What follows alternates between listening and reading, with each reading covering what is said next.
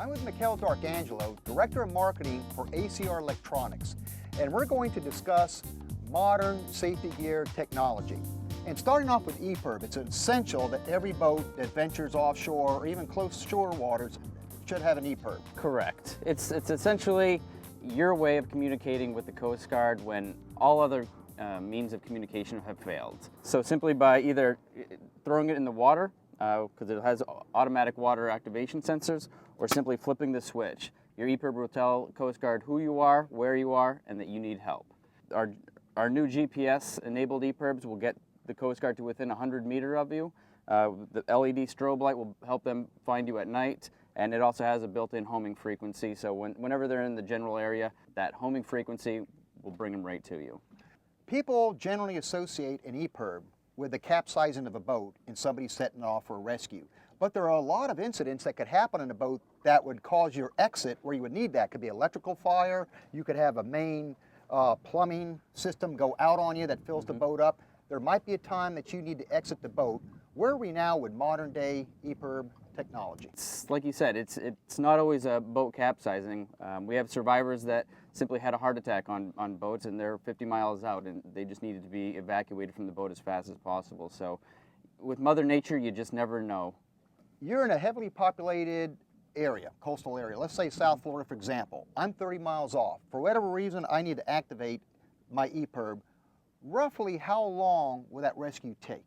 If you have a GPS-enabled EPIRB, Coast Guard will know who you are, where you are within 2 minutes. So they'll know where you are within 100 meters, and typically in a well-populated area like South Florida, depending on how far offshore you are, obviously, but I would say anywhere between an hour and a half to 2 hours, you should be on a helicopter or on a boat heading back. Great. PLBs, personal locator beacons. Right. People ask me, if I have a boat, why can't I use that instead of the regular EPIRB? I personally go with a PLB attached to my body in situations where we're running offshore at night. Say you're doing some sword fishing. Should somebody accidentally fall overboard, everybody on board has a PLB, but yet it's still no substitute for the regular EPIRB. What's the big difference between the two? It's a question we get all the time. An EPIRB will typically last, when you turn it on, about minimum 48 hours, where a PLB will work for minimum of 24 hours.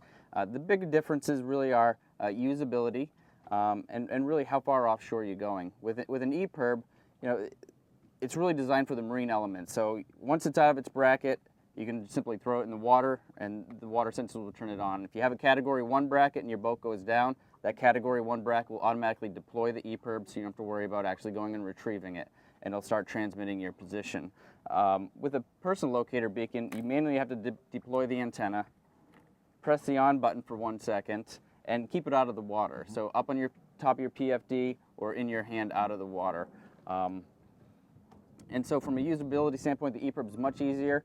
And also, depending on how far offshore you're going, if you're going 15, 20 miles offshore plus, an EPIRB is really the right beacon to have. It's designed for the marine elements, whereas a PLB, it's a great backup for an EPIRB. And like you said, it's great for every person on the boat.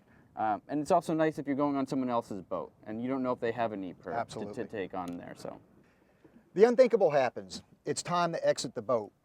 You have your EPIRB. Hopefully you also have a PLB with you as well, and you grab your ditch bag. I get a lot of questions regarding the ditch bag.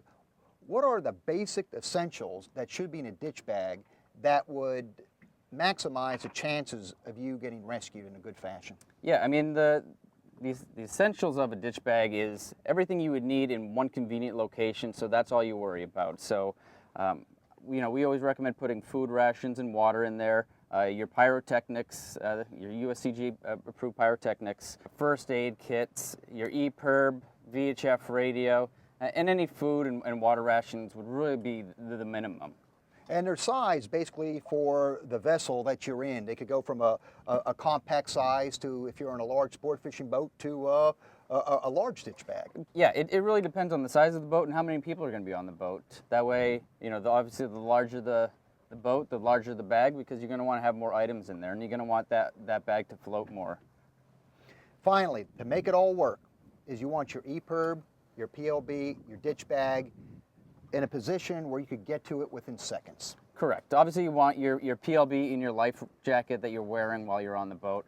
You want to have your EPIRB mounted in the ditch bag with all your safety gear, so you can literally just grab the gear and go. One final question.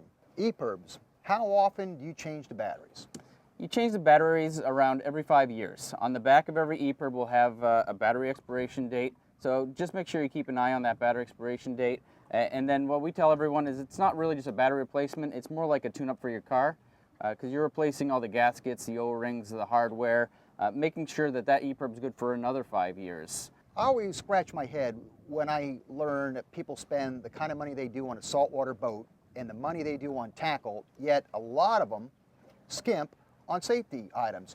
Right, and I think a lot of people are scared of the prices that EPIRBs used to be, 5-10 years ago, when they were $1,200-$1,500 for an EPIRB, and now you're talking about a third of that price, and even less for a personal locator beacon. So, I mean, you can really equip any boat for between $275 for a personal locator beacon up to $500 for an EPIRB. It's not as bad as it used to be, and the technology is much more advanced, and the sizes have come down. So it's a great time to get your safety gear upgraded.